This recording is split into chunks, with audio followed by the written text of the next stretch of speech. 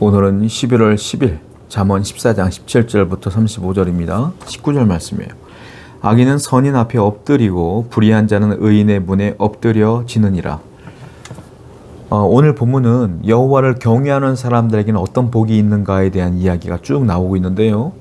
여호와를 경외한다는 것, 하나님을 경외한다는 그 성도들에게는 이러한 복이 있다는 거예요. 19절 보니까 악인은 선인 앞에 반드시 엎드려진다 라는 거예요.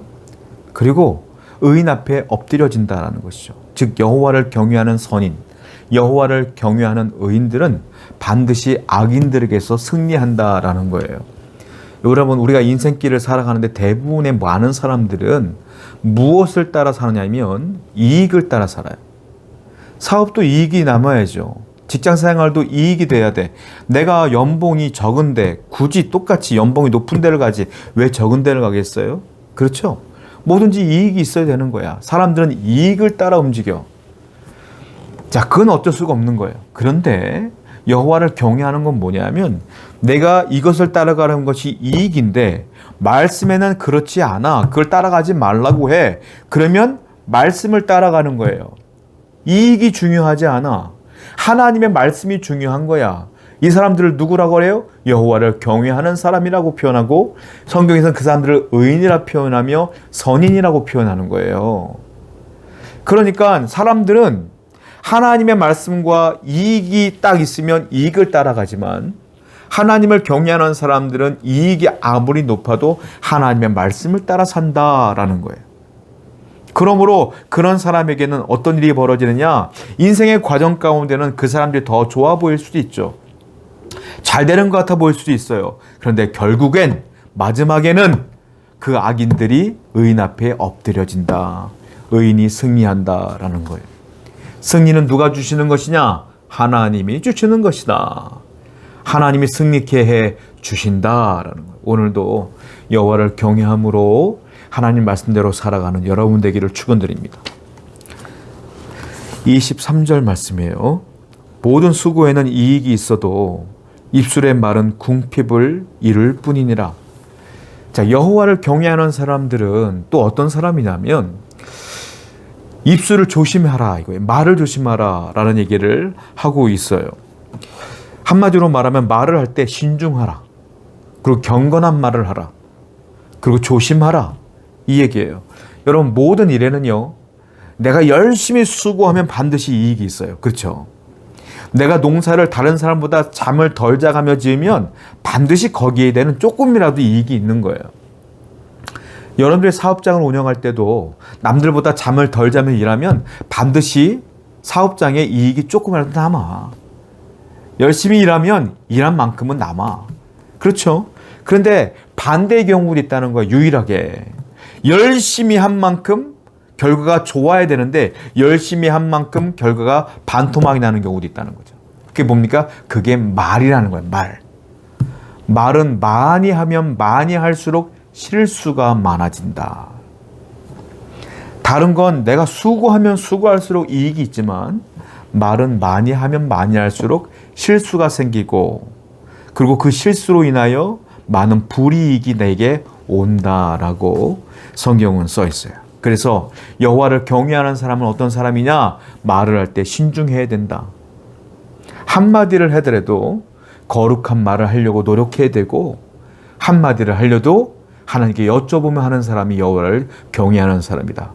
그러니까 자꾸 여쭤보며 한 번 더 생각하기 때문에 말이 적을 수밖에 없죠.